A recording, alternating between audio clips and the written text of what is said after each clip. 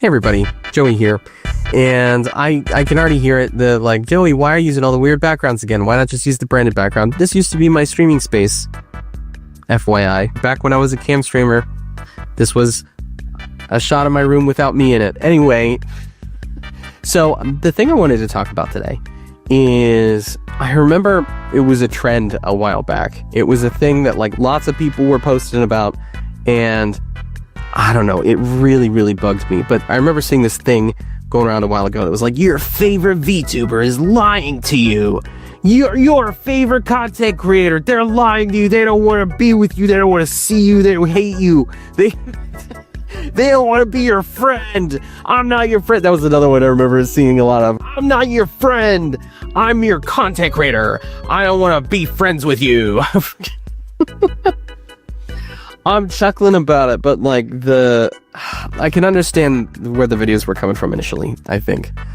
But in the VTuber space, there's a lot of parasociality. Sociality. Doesn't matter how we pronounce it. But it's this idea that a viewer could get very invested in a content creator. This is not specific to VTuber culture, but we'll say VTuber culture has, maybe in agency VTubing, it seems like something that they kind of bank on sometimes, the agencies. Again, we'll get there in a second. But it's this idea that I can watch a content creator, and if I watch them a whole lot, then I might start to feel as though I have a personal relationship with this content creator.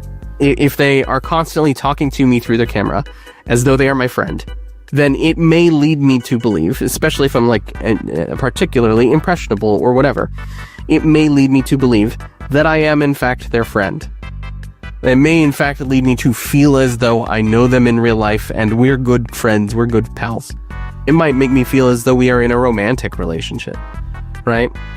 And there are certainly examples of content creators who have taken advantage of that and have been like, hey, listen, you in particular, dear viewer, guess what?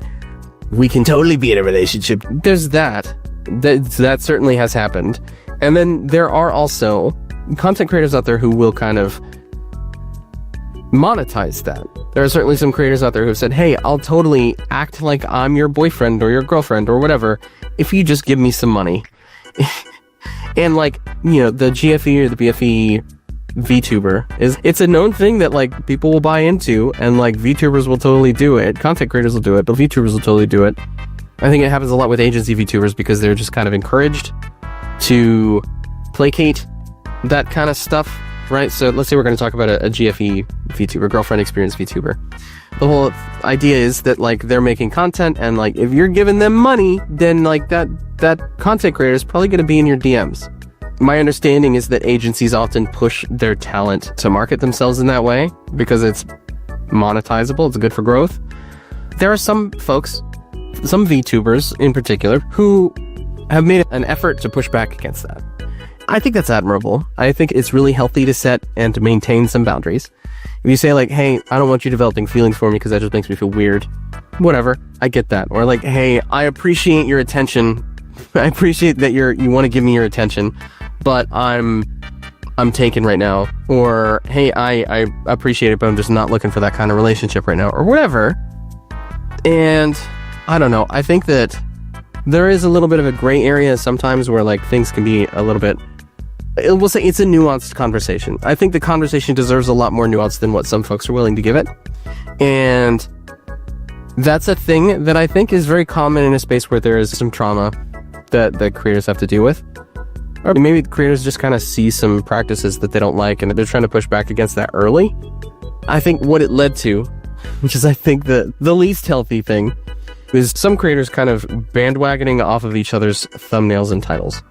And this is going to be really interesting to see how this video does, because it's definitely kind of speaking to that same thumbnail and title thing. There were a lot of creators that were just kind of playing off each other's thumbnails and titles. There were a lot of creators who, without really going into the parasocial aspect of it, without really going into the parts that seemed like they made the original creators cringe a little bit, they would go on rants or maybe a bit of an informational tirade against creators who were just generally trying to be sociable. Or worse, and I totally get this, something that was way more common, a lot of folks would make videos where they would say, hey, there are a bunch of people on Twitter who are saying, I'm looking for friends, and then if you try to befriend them, they're just going to try and use you for clout. Like, I get that that's very, very common. That is a very common way in which some content creators will lie to you and say, hey, I want to be your friend, and then not be your friend.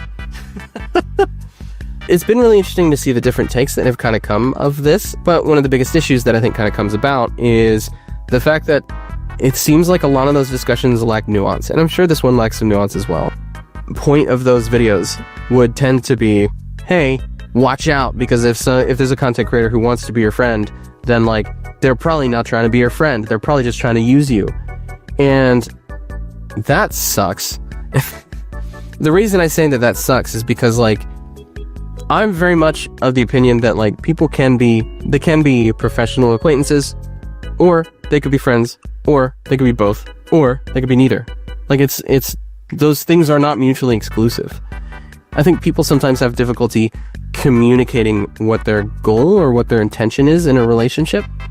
And I'm guilty of this too. I don't mind admitting that. But like, if I meet a content creator, it is really easy to be like, hey, let's be friends. And it's really, if I get that from somebody, it's really easy for me to interpret that as like, okay, they want like a personal relationship. They want to be friends. Cool. It could also, depending on their demeanor, it could also be really easy for me to interpret that as like, okay, so like they want to be content friends. They want to be friends as far as like, they want to be friends in the ways that we are seen interacting in public and stuff. But I think what I would challenge anyone to say is like, why does it have to be one or the other? Why can't it just be like, hey, let's just talk, let's just hang out and see what happens, see where it goes? Because I think on either side of that, it's just really weird if you try and force it.